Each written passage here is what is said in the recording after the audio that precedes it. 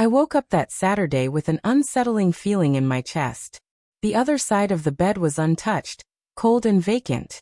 Jenna wasn't there. The house was still, almost eerily so. No familiar aroma of coffee, no soft patting of her feet across the floor. I reached for my phone.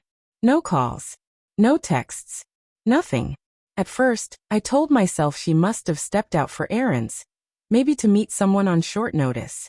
It wasn't like her to disappear without saying something, but I tried to stay calm. An hour passed. Then another. I called her straight to voicemail. By midday, unease had taken over. I was pacing, trying to reason through the silence. I called everyone I could think of, her sister, close friends, even her office. Nobody knew anything. She hadn't mentioned plans to anyone. By the time the sun dipped below the horizon, my anxiety had soured into something bitter. Anger, maybe. I started searching the house. A couple of her go-to outfits were gone. Her small travel bag was missing. So was her favorite perfume. The realization hit me in fragments, each one heavier than the last. I sank into the couch, numb and confused. Jenna and I had been married for 7 years. We'd weathered tough patches, sure, but nothing ever hinted at this kind of quiet departure. That night, sleep didn't come. My mind wouldn't stop spinning with questions that had no answers. The next morning, around 10, the front door clicked open. She walked in like she'd just returned from the corner store. Her eyes widened slightly when she saw me. "You're still here," she said, not quite meeting my gaze. I stood up slowly. "Where were you?" She exhaled like I was overreacting. I needed to clear my head. "I just spent the night away." "You left. No message. No call. And then ignored me all day. That's not nothing." "I didn't think I needed to explain myself," she replied flatly. "I needed time." Her words felt foreign, like they came from someone else entirely. I studied her, trying to find a flicker of remorse, some sign she knew how deeply she'd shaken me. But her face stayed composed, distant. "Where exactly did you go?" I asked, trying to keep calm. "A hotel. I needed some peace," she answered, her voice cool. "Which one?" She froze for a beat. It wasn't long, but it was enough. That hesitation told me more than she realized.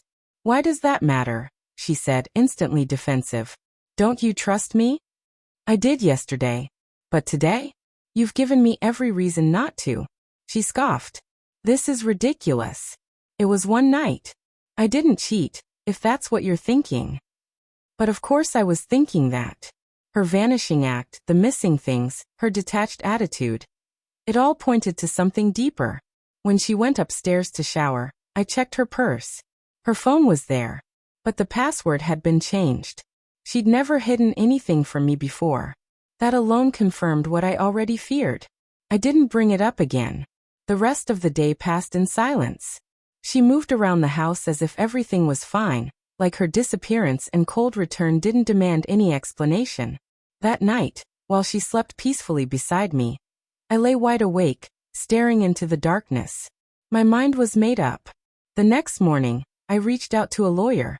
I didn't lash out, didn't accuse, didn't make a scene. I just took action. 2 days later, the papers were printed, signed, sealed. I waited for her to come home, and when she did, I simply handed her the envelope. She opened it slowly, brows furrowing as she read. "You're divorcing me?" she asked, stunned. I nodded. "Yes. I deserve honesty. If you needed space, we could have talked. But disappearing and then acting like nothing happened? That's not marriage." "I didn't cheat," she yelled. "You're just paranoid." I stayed quiet. Her reaction said enough. She started crying, accusing me of overreacting, begging me not to throw everything away.